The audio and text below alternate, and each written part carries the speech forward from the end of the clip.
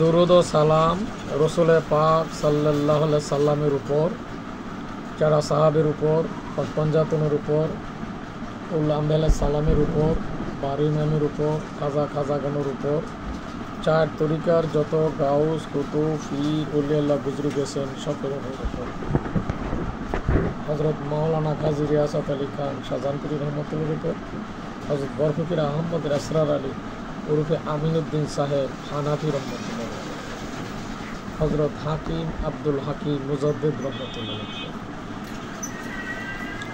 আসসালামু আলাইকুম প্রিয় মুসলমান ভাই ও বোনেরা, দেশবাসী ও বিশ্ববাসী। আমি হাকিম ডাক্তার মোহাম্মদ মুস্তাফিজুর রহমান, খাস মুজাদ্দিদিয়া ন্যাচারাল দাওয়াখানা, বাংলাদেশ থেকে বলছি। স্বাস্থ্য সচেতনতায় মানবের কল্যাণে, দেশ ও জাতির কল্যাণে স্বাস্থ্য সুরক্ষায় সচেতনতামূলক কিছু আলোচনা করার চেষ্টা করছি। আল্লাহ পাক যদি আমাকে কিছু সুন্দরভাবে বলার তৌফিক দেন তাহলে আমি বলতে পারবো, আর আপনাদেরকে যদি আল্লাহ পাক শোনার এবং আমল করার তৌফিক দান করেন, সমস্ত প্রশংসা, গৌরব, কৃতিত্ব একমাত্র আল্লাহ পাকের জন্য। মহান রাব্বুল আলামিন মানুষের কে আল্লাহ পাক সৃষ্টি করেছেন ন্যাচারালি, এবং মানুষের রোগ নিরাময়ের সিস্টেম সেটাও ন্যাচারালি। তবে মাধ্যম ওষুধ এবং নেক নজর এর মাধ্যমে রোগ মুক্তি হয়। তো আমাদের দেশের বর্তমানে ব্রেস্ট ক্যান্সার, বিশেষ করে মহিলাদের এই ক্যান্সার, স্তন ক্যান্সার বেশিরভাগই হয়, আর পুরুষের ক্ষেত্রে স্তনের ক্যান্সার খুব কম আছে, তবে কম। তো ব্রেস্ট ক্যান্সার কি? স্তনের কোষ অস্বাভাবিকভাবে বৃদ্ধি পেয়ে টিউমার তৈরি করলে এবং তা আশেপাশের টিস্যু বা শরীরের কোনো অংশে ছড়িয়ে পড়লে তাকে ব্রেস্ট ক্যান্সার বলা হয়। তো এটা নারীদেরই বেশি হয়, পুরুষের কম। কারণ বংশগত কারণ, পরিবারের কাহারও ব্রেস্ট বা ওভারি ক্যান্সার থাকলে ঝুঁকি বাড়ে। দ্বিতীয়ত হরমোন ভারসাম্যহীনতার কারণেও দীর্ঘদিন হরমোনাল পিল এবং ইস্ট্রোজেন থেরাপি গ্রহণ ইত্যাদির কারণেও হরমোনের ভারসাম্যহীনতা ঘটতে পারে, ফলে ক্যান্সার হতে পারে। বয়স বৃদ্ধি, 40-এর পর ক্যান্সারের বিভিন্ন কারণে ঝুঁকি বাড়ে। স্থূলতা এবং অনিয়মিত জীবনযাপনের কারণেও ক্যান্সার হতে পারে। ধূমপান ও মদ্যপানের কারণেও হতে পারে। প্রথম সন্তান দেরিতে নেওয়া বা সন্তান না নেওয়া কারণেও ক্যান্সার হতে পারে। সপ্তম, বেশি সময় স্তন্য দান না করা। আমাদের দেশে অনেকেই মহিলারা স্তন্য দান করতে চান না, আর স্তন্য না দান করার কারণে ক্যান্সার হওয়ার সম্ভাবনা বেশিরভাগ থাকে।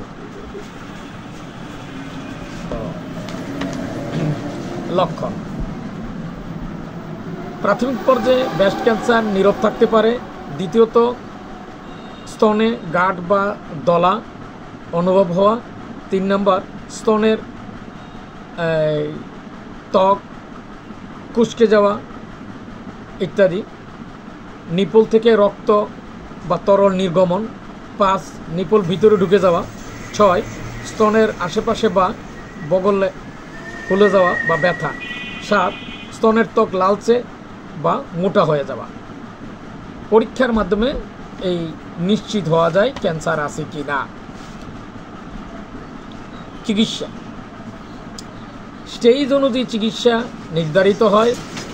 প্রথমত সার্জারি, দ্বিতীয়ত কেমোথেরাপি, তৃতীয়ত রেডিওথেরাপি, চতুর্থ হরমোন থেরাপি, পঞ্চম টার্নেট থেরাপি, ইমিউনোথেরাপি, উন্নত পর্যায়ের জন্য আধুনিক চিকিৎসা। করণীয় সচেতনতা: প্রতি মাসে একবার নিজে নিজে স্তন পরীক্ষা করা, 40 বছর বয়সের পর প্রতি বছর ম্যামোগ্রাম পরীক্ষা করুন, সুষম খাদ্য এবং নিয়মিত ব্যায়াম করুন, ধূমপান এবং অ্যালকোহল থেকে দূরে থাকুন, স্তন্যদান করান, এটি ক্যান্সারের ঝুঁকি কমায়। মানসিক চাপ কমান ও নিয়মিত স্বাস্থ্য পরীক্ষা করুন। পরিবারের ইতিহাস থাকলে বিশেষজ্ঞের ডাক্তারের পরামর্শে জিন পরীক্ষা করুন। তো সর্বোপরি ব্রেস্ট ক্যান্সার নিয়ে যে আলোচনা কথা বলতেছিলাম, ব্রেস্ট ক্যান্সার এটা অত্যন্ত একটা জটিল, বিশেষ করে মহিলাদের জন্য এই ক্যান্সার হওয়া মাত্র, বিশেষ করে অ্যালোপ্যাথিক মতে প্রথম পর্যায়ে ক্যান্সার ধরা পড়ে না এবং দ্বিতীয় পর্যায়ে অনেক সময় ধরা পড়ে না, কারণ অ্যালোপ্যাথিক চিকিৎসা পরীক্ষার উপর নির্ভর করে ধরে। অনেক সময় সূক্ষ্ম অবস্থা থাকে যার কারণে প্রাথমিক ক্যান্সার ধরা পড়ে না। কিন্তু হোমিও এবং ইউনানি চিকিৎসক, বিশেষ করে হোমিও চিকিৎসকগণ যারা লক্ষণ সমষ্টি দেখে রোগ নির্ধারণ করেন, অর্থাৎ রোগের নয় রোগীর চিকিৎসা করে হোমিও ডাক্তার।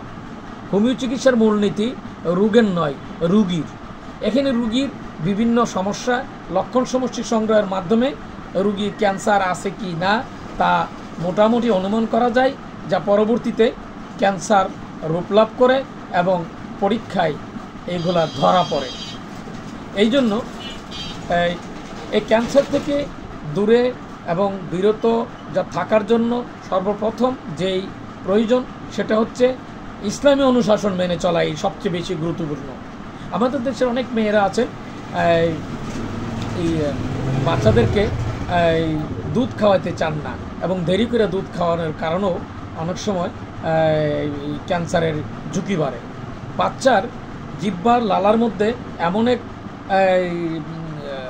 বিশেষ উপাদান আছে, হরমোন আছে, যা জিহ্বা চুষার কারণে এখানে ক্যান্সারের রোগ প্রতিরোধ এবং ক্যান্সারের ঝুঁকি কমায়। এটা আল্লাহ প্রদত্ত নিয়ামত, এটা আল্লাহর দান। আল্লাহই সৃষ্টি করে দিয়েছেন এমনভাবে যাতে করে বাচ্চা দুধ পান করতে পারে। অতএব এই বাচ্চাকে দুধ না পান করানোর ফলে এই ধরনের জটিল অবস্থা হতে পারে। আসুন আমরা স্বাস্থ্য সচেতনতায় এই ব্রেস্ট ক্যান্সার থেকে মুক্ত থাকতে পারি। বিশেষ করে ন্যাচারাল, ইউনানি এবং হোমিও জার্মানি ওষুধের মাধ্যমে এই ব্রেস্ট ক্যান্সার, জটিল, পুরাতন, দুরারোগ্য, hepatitis B virus, medical unfit, নারী ও পুরুষের গোপনীয় যাবতীয় জটিল সমস্যা, জরায়ুর টিউমার, ক্যান্সার ইত্যাদি জটিল ও পুরাতন রোগী আরোগ্য হচ্ছে ইনশাল্লাহ। তাই বিনীত অনুরোধ করছি, আসুন স্বাস্থ্য সচেতনতায় আমরা ন্যাচারাল খাদ্য খাবার এবং ন্যাচারাল ওষুধ, সঠিক চিকিৎসা, একজন রেজিস্টার্ড হাকিম, একজন সঠিক চিকিৎসক, সঠিক ওষুধ এবং সঠিক স্বাস্থ্য সচেতনতার মাধ্যমে আমরা নিজেরা মুক্ত থাকার চেষ্টা করি এবং আমাদের প্রতিবেশী দেশবাসী সবাইকে যার যার অবস্থান থেকে আমরা উপযুক্ত পরামর্শ দিয়ে যার যার অবস্থান থেকে আমরা সহযোগিতা করি। সম্মিলিতভাবেই সকলের প্রচেষ্টায় আমরা দেশ ও জাতির কল্যাণে অবদান রাখতে পারি।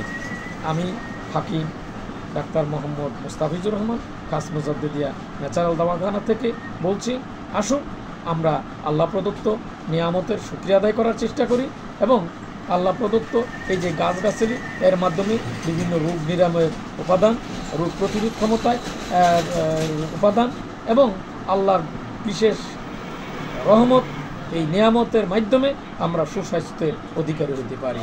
আমরা বেশি বেশি করে এই ন্যাচারাল খাদ্য খাবার খাই, কেমিক্যালযুক্ত খাবারগুলো পরিহার করার চেষ্টা করি, স্বাস্থ্য সচেতনতায় আমরা গুরুত্বপূর্ণ অবদান রাখার প্রচেষ্টা করি। আমি এখানে আমার সংক্ষিপ্ত আলোচনা শেষ করছি। আসসালামু আলাইকুম।